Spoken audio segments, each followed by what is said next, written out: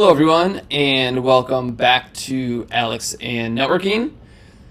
I'm your host, Alex Pavlock, and today we are going to be covering a very common but very complicated technology, which will be certificate-based authentication for wireless, also known as WPA 2-3 Enterprise.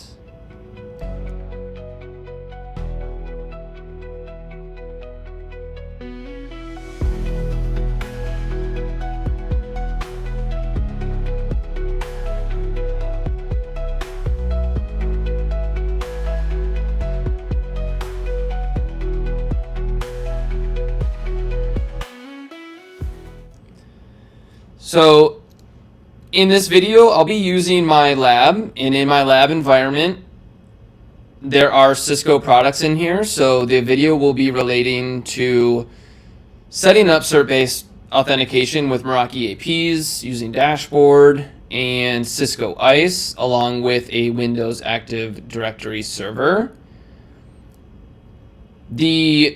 So while the configurations are specific to Cisco, the concept is applicable across any vendor. This is something we see out in the environment a lot. If your organization is not doing certificate-based authentication, they should be. This is very common to stop employees from using personal devices to join the production network, or just denying random people from joining your network as well. So I'll be going through the end-to-end configuration in this. I'll be going from configuring certificates, pushing certificates out, configuring ISE, and configuring the Meraki dashboard as well. There's a lot of things that will be dependent on your organization's requirements. So this will be very generic configurations. There are things that will be changed depending on your organization. For example, in this lab, we are using one generic certificate that would be applied to all users, but in an actual production environment, we would be doing certificates a little bit differently. We would be doing the requirements pulled from the certificates would be either like a user, a specific group. So in this, like, one certificate is applied to all users and devices, but in the actual production environments, you would push certificates to specific users and user groups. So if you have accounting, you would do, when the user joins your AD group, they check into your AD server, they would be pushed a specific certificate that is specific to the accounting group. Same for like engineers, same for IT people. So that would be a little bit different. I'll go into my topology so you can see kind of how my lab is set up and compare that to how that looks for your environment. So let's go into that now.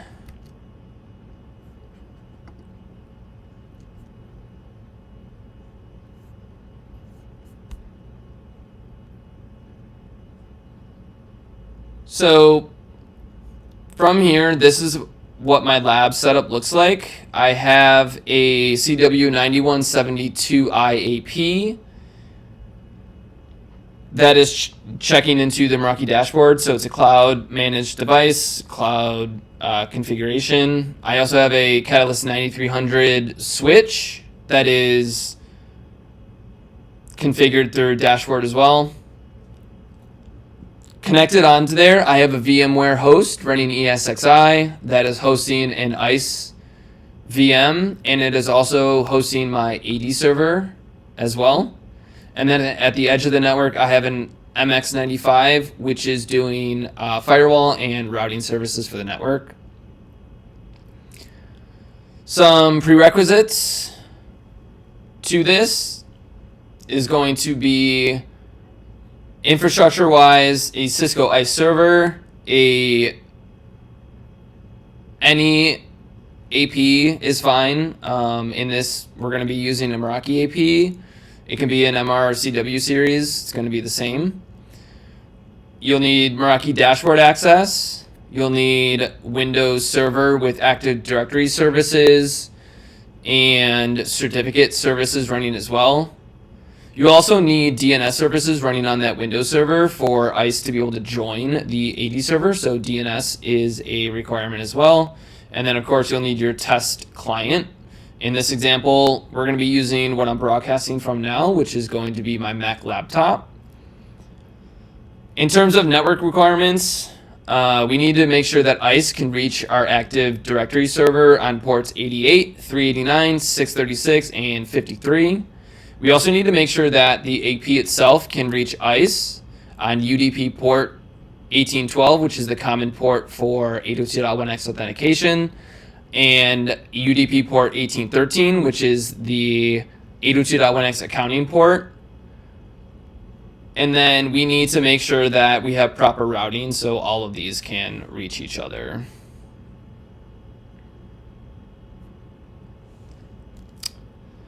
So first, what we're going to do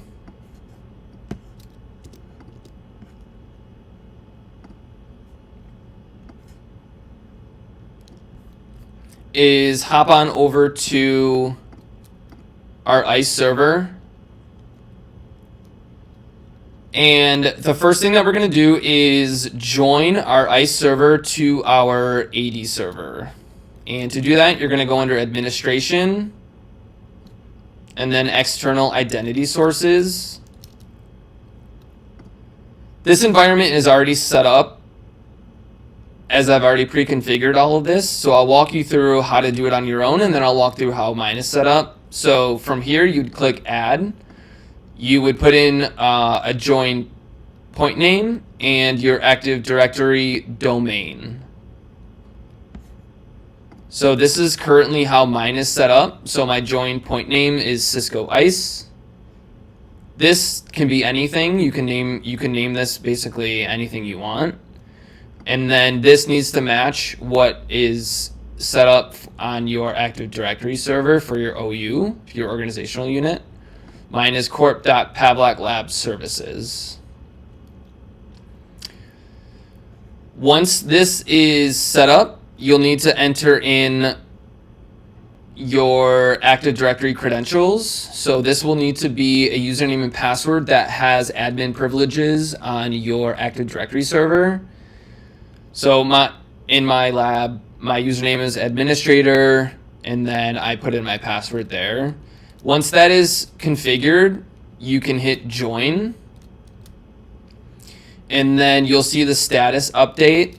Once this is fully joined, you'll get a check mark and an operational check mark. I did run into some issues myself joining this. Using the diagnostics tool, if this fails to join, using the diagnostics tool is extremely helpful for figuring out what failed and what made it fail to join the AD server. Once this is fully set up, you'll get the checkmark operational. And then from there, we'll need to set up our access point as a Radius client to ISE. So the next page that we're going to go to is Administration and then Network Devices. You can see I've added my AP here. You would click the Add button, put in the name for the device, a description, and then this is the most important part. You'll need to put in the IP address of the access point. If we hop on over to Dashboard, under Wireless and then Access Points, you can click on your access point here. And if we scroll down, you can get your access point IP address here. In my environment, I have a DHCP reservation set up for the MAC address of this AP. So it says I'm getting it through DHCP, which is being handed out by my MX. And then on my MX, I have a reservation set up. So my access point will always get this same IP address. This is very important.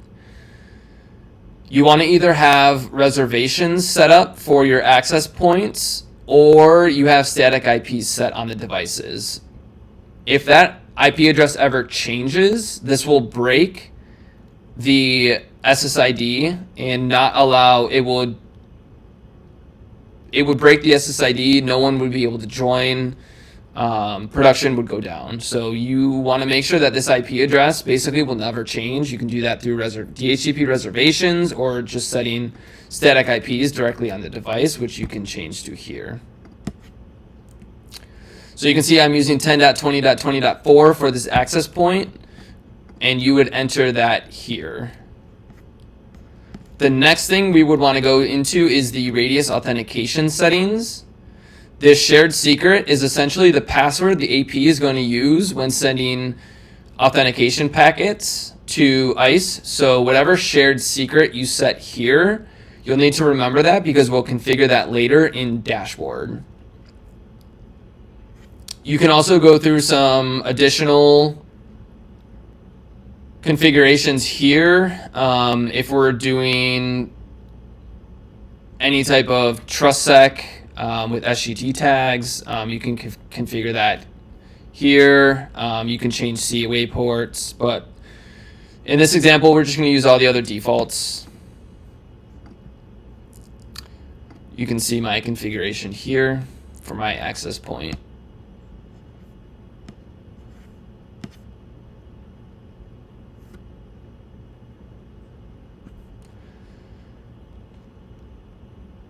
Now from here, we need to now configure the authentication of certificates.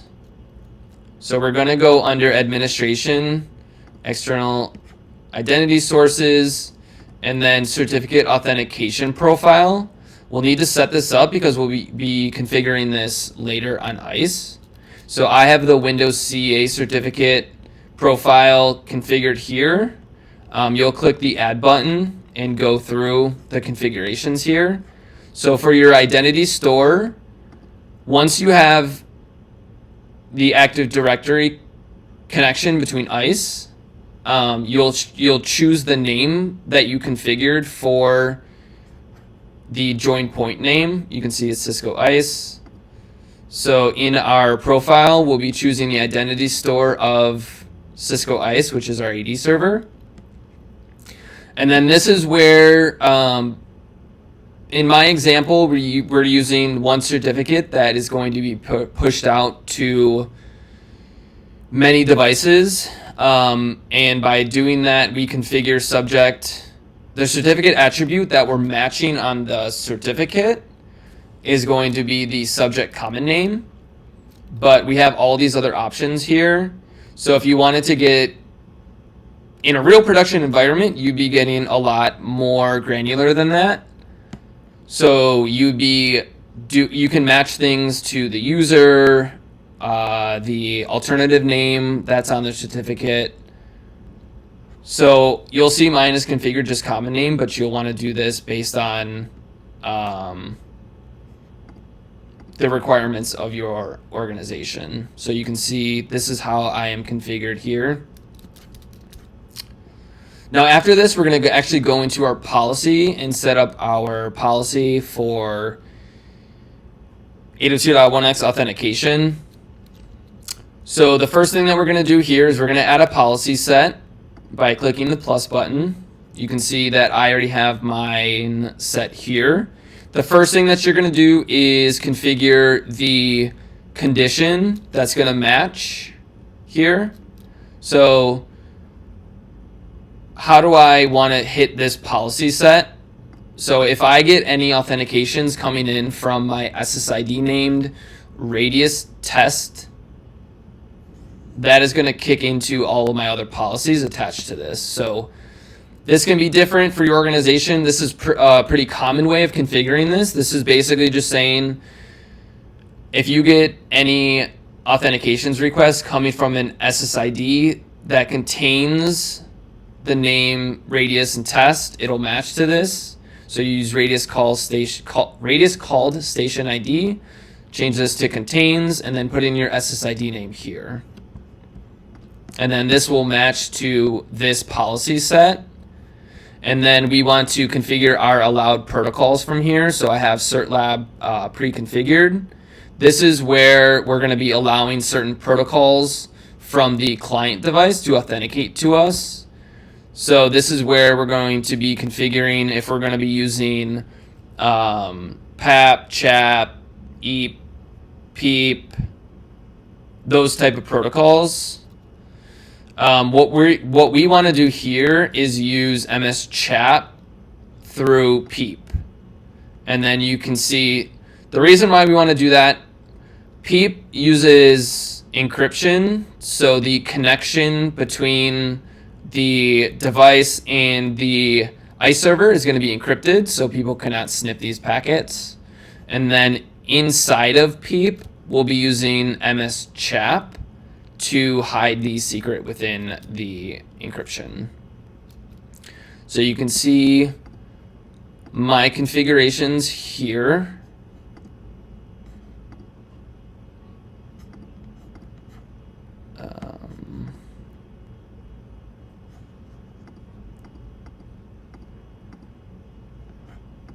The next thing that we want to do is expand on our policy set here.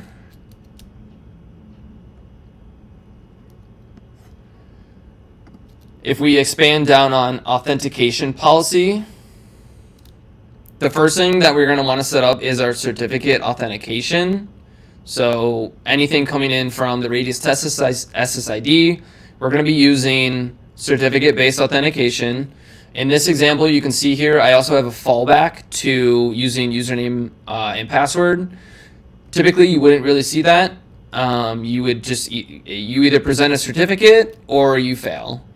But in this case, if you join the radius test SSID, you can join presenting a certificate, or you can put in username and password that is validated against your AD server.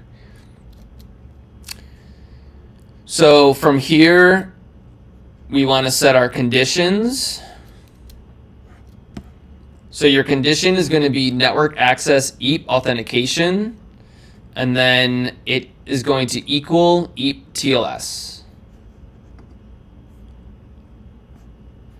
And then we're going to be using the Windows CA cert profile that we just configured earlier in the video under the administration external identity sources.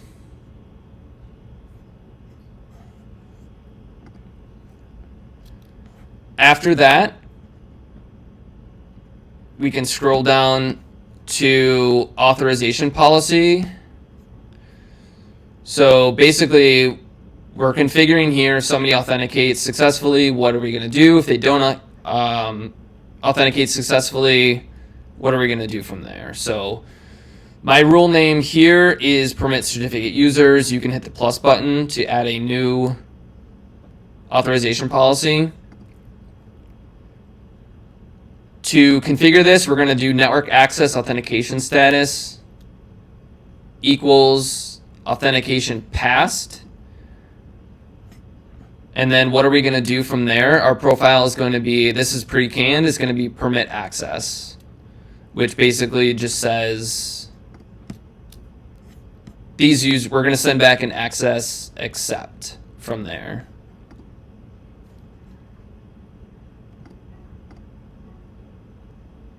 If you wanted to do security groups, you could also configure a security group for the user. We're not going to do that for example here.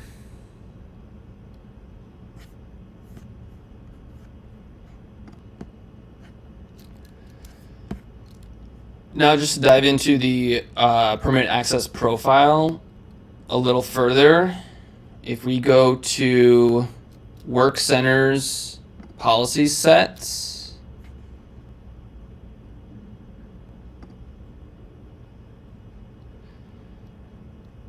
Policy Elements, and then Results Authorization Profiles.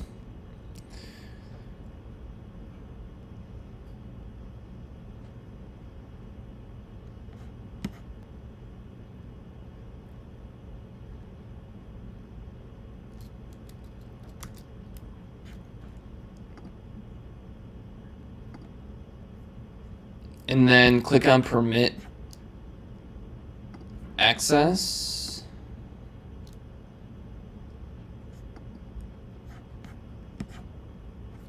Actually, I'm just going to go back to our policy set here,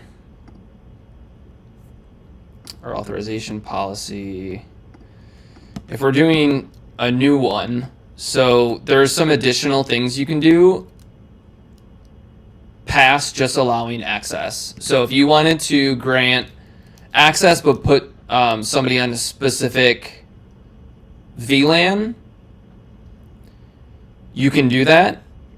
So if they come in and they're part of a specific group, so user authenticates, they're coming in from the accounting group, and your accounting group is supposed to be on VLAN 25. When they authenticate, the access point can then dynamically put those people on the correct VLAN.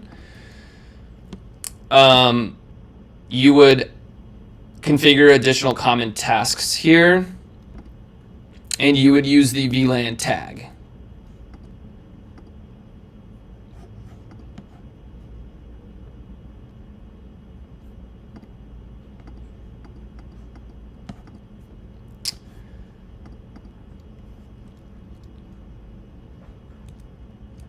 So that is the configuration of ISE. We'll go into a little bit of troubleshooting if things fail later in the video. From here, we're going to transition into the Meraki dashboard configuration.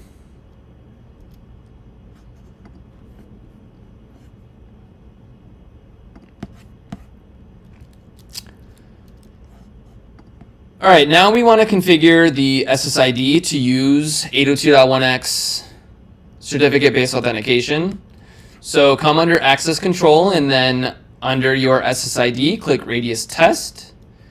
From the security options here, we're going to select Enterprise with my Radius server. These configurations will be based on your requirements for your organization. You can also use a splash page if you'd like. In our lab, we are using no splash page, but you could do a click-through splash page with acceptable use policy. This is going to be the most important configuration here. This is where we're actually configuring our Radius servers. So the IP address of my ISE server is going to be 10.21.21.4. You can use an FQDN as well. My authorization port is the common port, 1812, and then the secret here, you're going to enter what you configured on ISE when we were configuring the network device. So whatever you configured previously, you'll also configure here. RADSEC is an option you can use. This is going to create an encrypted radius tunnel between the access point and ISE. This is a newer feature. You'll need certificates on your Radius server and configured in dashboard as well for the APs to use. Don't see it a lot. It's newer. It improves security. But from here, we can test our credentials. For me, this is just going to test the connectivity between them. So this is a good thing to see if our access points actually have connectivity to the Radius server. So my credentials are going to fail, but we do have connectivity between the two, which is all I'm looking for here. Then we'll configure a Radius accounting server. Pretty typical that your accounting server will be the same as your authentication server, unless you're in a very large environment that uses two different servers for these. So IP address is going to be the same. The accounting port is going to be 1813. That's the common port. And then the same shared secret. The option for Radius testing is pretty useful. This is going to configure the APs to send continuous tests to the Radius server or ISE to just make sure that the APs have actual connectivity between the two. If the connectivity breaks, your production environment would break as well, and users would not be able to join the network. So this will be pretty useful for proactive alerts or troubleshooting down the line. If you're doing any type of dynamic authorization, you'll also want to enable Radius COA support.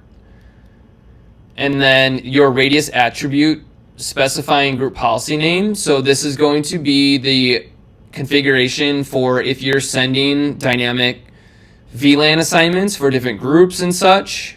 You would configure what the AP is looking for in the accept packet here.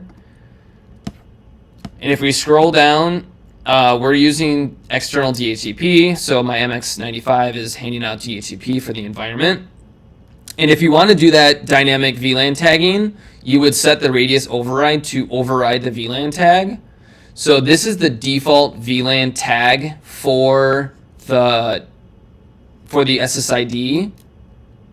So we're going to be, by default, if you join this SSID, we'll be tagging you on VLAN 22. Unless we get an override from ISE saying that this device should be on a different VLAN. I do have this set up in the environment, so when I join this, I should be dynamically placed onto VLAN 24, and we'll be able to see that later once I complete the tests.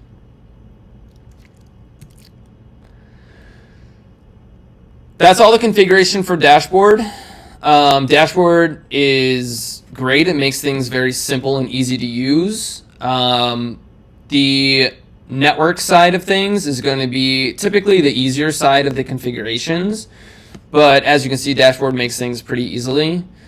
From here, we are going to go into the AD server and now start configuring certificates, which will eventually be pushed out through Meraki Systems Manager to my device.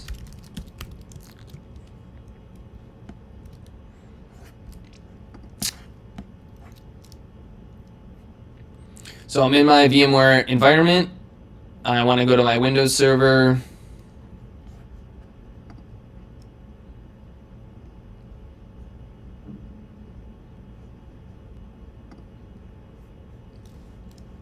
Get signed in here.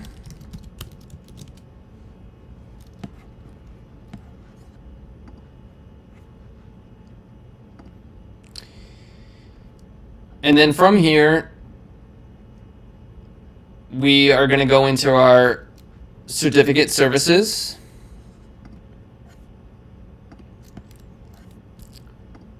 So we can click on here, right click, and we're going to go into certificate authority.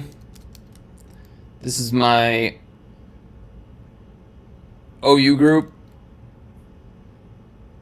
And we want to create a certificate template for our users.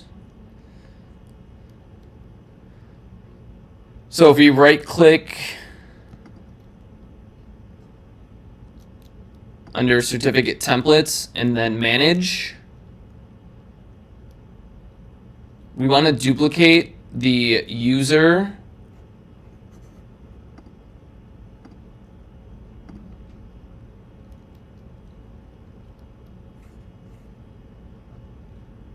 and we want to use Windows Server 2016.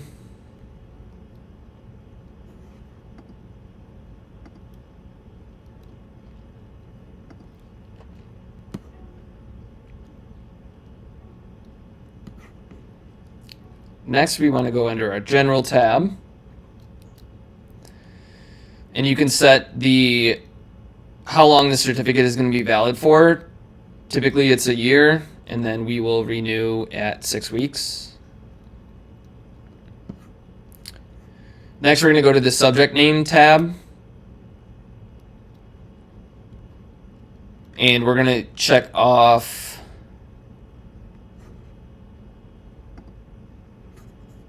the use subject information from existing certs for auto enrollment. Next, we're going to go into the extensions tab.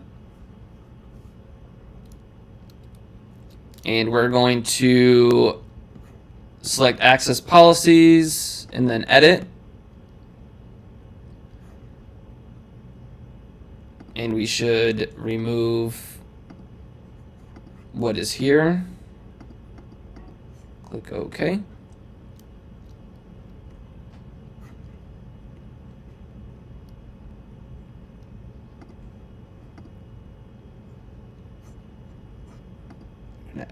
We're going to add client authentication and click OK.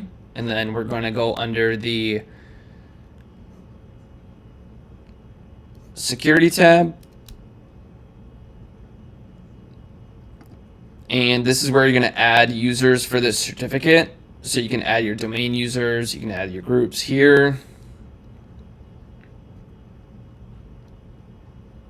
And then you're going to want to allow the read and enroll. And then apply and OK.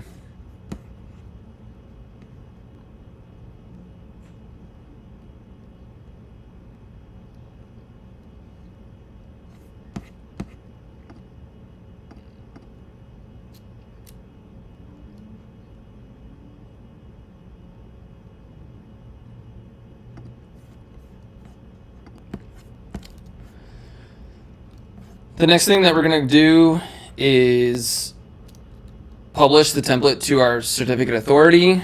So we're going to go back to our main management for certificate services. We're going to right click certificate templates. Click new certificate template to issue, and then we're going to pick the one that we just made, which would be our copy of users. Click OK.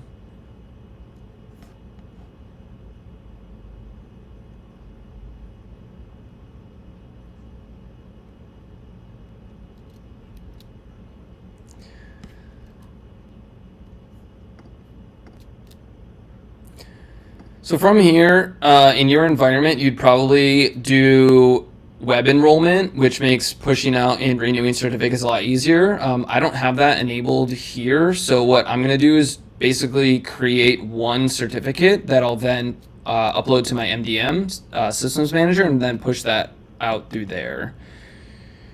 So to do that, I'm going to open up PowerShell.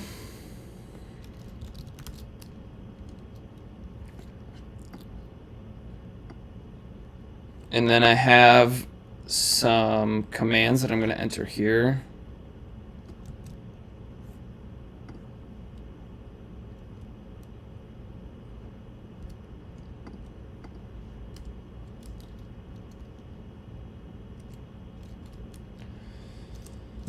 Let's see if I can type this out.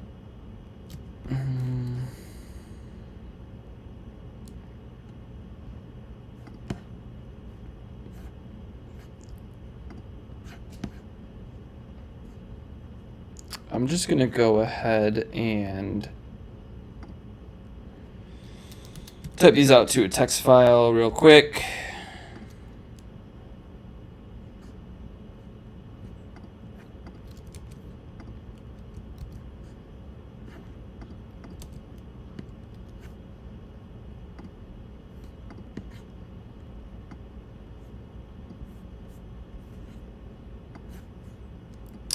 So you can enter this command in,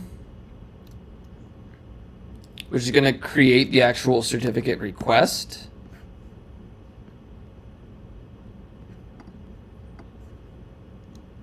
That's the configuration for the request. And then the next command is going to be here.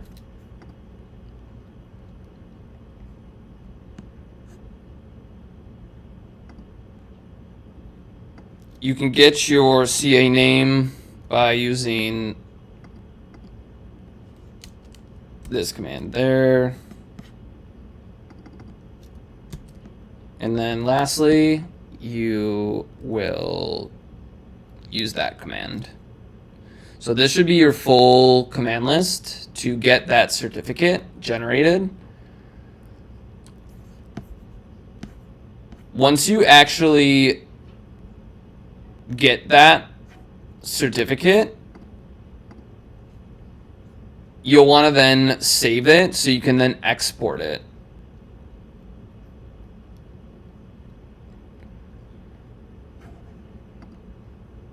Once you have exported that certificate, we can then hop over to Dashboard and use Meraki Systems Manager to push out that certificate to our devices.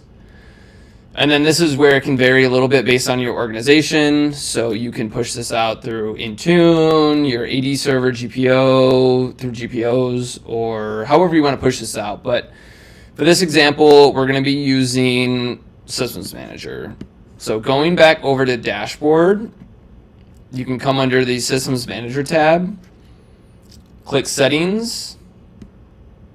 You're going to configure a new profile, or you can use an existing one. The one I'm using here is Wireless Cert Test. And then you can come under Radius Test Certificate. We're going to put this in the certificate store of the system. You'll need to enter in the password that's used to encrypt the file, which you configure when you're actually creating that certificate. And then you can select the certificate here. This is where you're just going to open up like a file. And then you can see my configurations here. And then we'll also push the root certificate. So my devices will trust the root certificate of this one. So they don't by default trust my AD server. So I'm pushing this out. This will probably be pre-configured in your environment, but if not, you can enter in the root CA here. And then lastly, we're going to push down our Radius Test SSID configuration. So you can see the SSID name is Radius Test. We're going to auto join that network. We're going to disable that MAC randomization feature, which is a headache for most network engineers these days. It's going to be WPA2 Enterprise. And then these are the accepted EAP types. And then our inner is going to be MSCHAP2. Nothing under these, except our trusted certificate. Once that's configured, it will get pushed down to your device. It'll see this SSID, and then it would auto join using our certificate.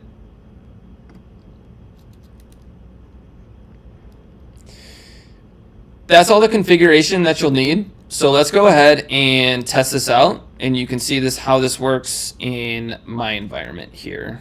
So I'm going to use my Mac, same thing I'm broadcasting on now. We're just going to go through and try to join my SSID and see what happens. So let's go. So let's go to our keychain. You'll be able to see the certificate in your keychain. Let me minimize that. So you can see my keychain here under my system, and you can see my MDM 802.1x user certificate. This is what I pushed down to my machine. So we're going to be using that to join. And then if we click on the Wi-Fi, let me go ahead and forget the SSID so we can do it fresh.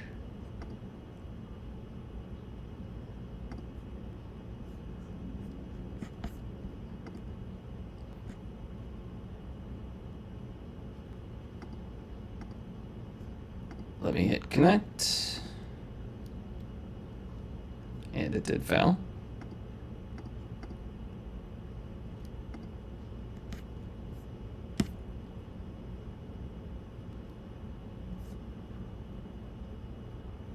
I'm going to go ahead and pause this video so I can remove this from my known networks.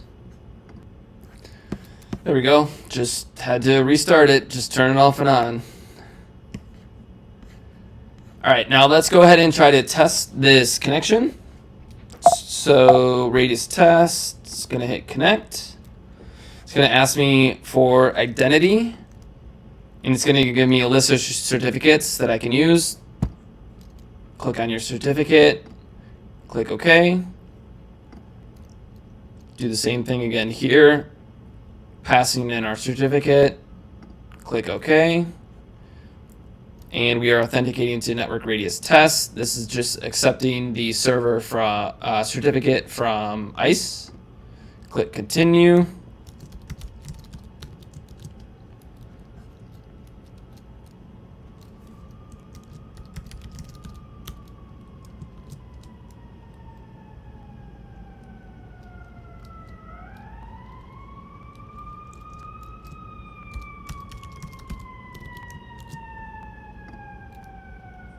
Oh, wrong password I'm using. There we go.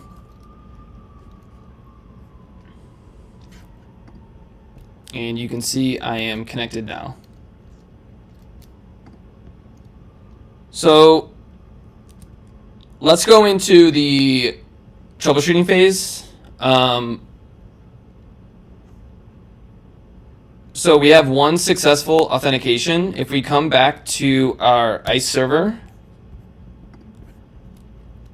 and we go to Operations Radius Live Logs, we can see all of our authentications coming in here.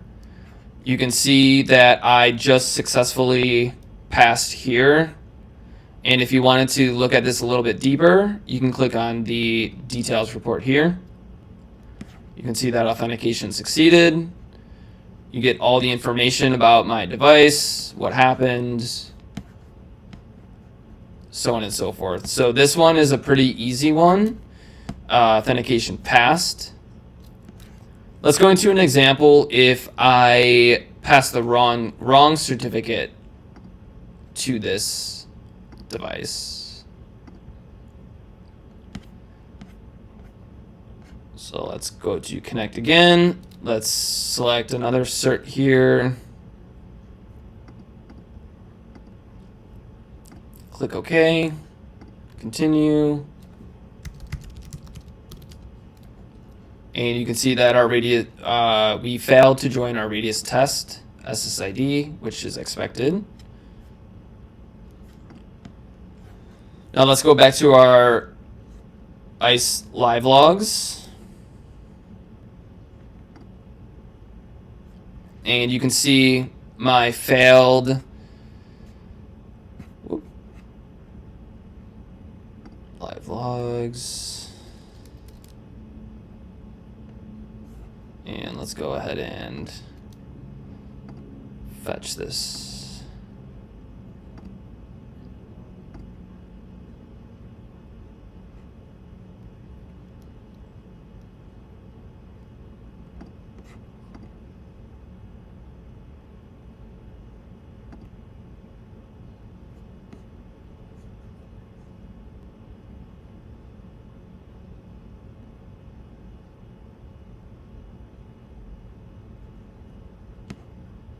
If we click here, you can see an example of a failed authentication request here.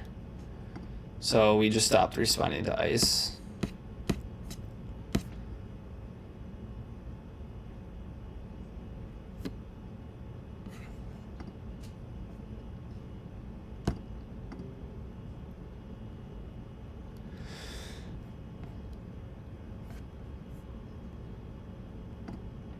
So that's going to be it for this video. So just to recap, we went through, we configured ISE, we joined it to our Active Directory server.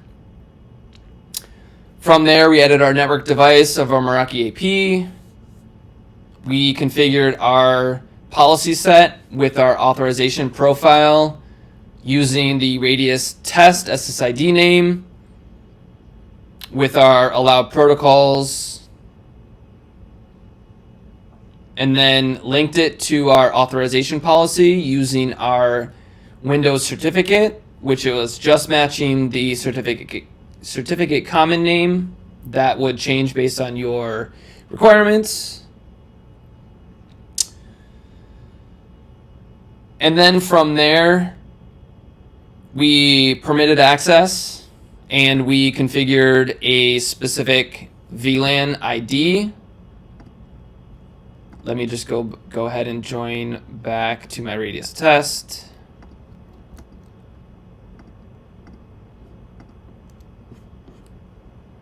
And then if I come over to dashboard, you'll be able to see that I'm on VLAN 24 on my AP.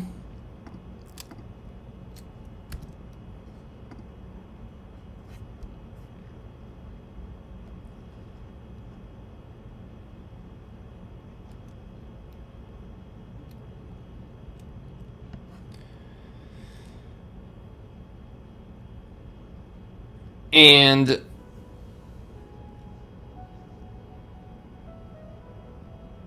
lastly, we configured the Meraki dashboard. And then lastly, we configured our certificates and pushed those certificates out to our devices. I just realized that my VLAN configuration wasn't there. I had deleted that off, but I can do that in another video. But I hope this was informative for everybody. It's very common to see this in our organizations today, using certificate-based authentication, basically only allowing authorized devices to be able to join our production networks. I hope this was informative for everybody. If you have any questions, this can be very complex. This lab setup is on the more basic side, but if you have any questions, go ahead, post in the comments. If you have any gotchas from your own experience, I'd encourage you to share those in the comments as well. Just want to build a community of engineers sharing their experiences and knowledge here. And thanks for sticking in till the end. This was a longer video, but very informative and something very common. So thanks for sticking in till the end. Thanks for joining the channel. Again, leave a comment if you'd like and subscribe. Thanks, everybody.